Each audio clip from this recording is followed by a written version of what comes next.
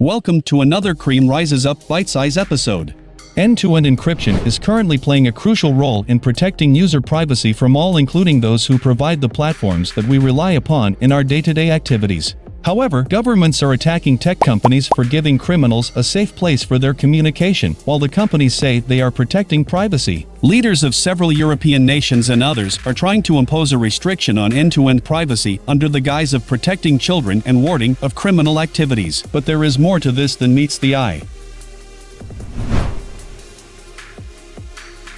First, I want to say a bit about end-to-end encryption and how it works. It's precisely what it sounds like. End-to-end encryption facilitates the type of encrypted communication that only the sender and receiver can read. No one in the middle, including messaging platforms such as WhatsApp, the government, or another messaging service provider, can decrypt messages being sent from one device to another. In other words, the messages you send are decrypted at the endpoint of the communication, the device you're sending messages to. The server you're sending the data through, i.e. Facebook, won't be able to decrypt or view your message.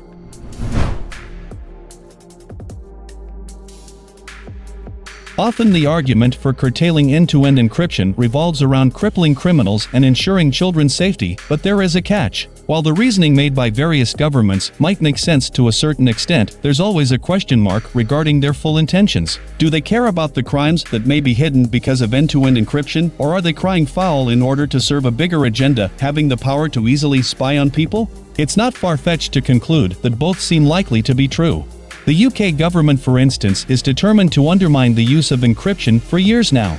It has the fanciest of plans to undo protections enjoyed by UK residents for reasons ranging from protecting the children to combating the terrorists. People are not completely in the dark when it comes to what the real intent behind what government's real motive when it comes to online privacy. As it revealed by Edward Snowden, the famous National Security Agency whistleblower, that the intelligence services in the UK and US had been intercepting communications through various channels for many years on a mass scale. So, where do you draw the line as far as government's interference is concerned? Encryption can be used for good and for bad, but so can surveillance.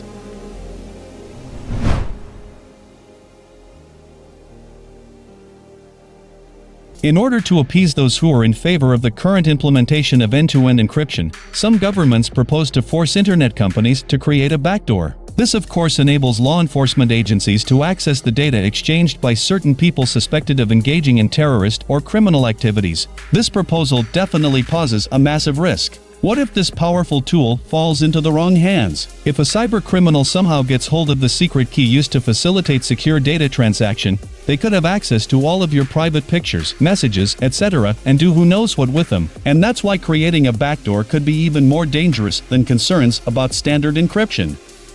Protecting our online privacy should be a fundamental right for all of us. Many suspect the government's championing the call to eliminate end-to-end encryption to shift gears and attack the tech companies with more ferocity. This will inevitably hurt ordinary users who need encryption mechanisms that ensure safe data transaction and evades many prying eyes lurking behind government doors and criminal organizations.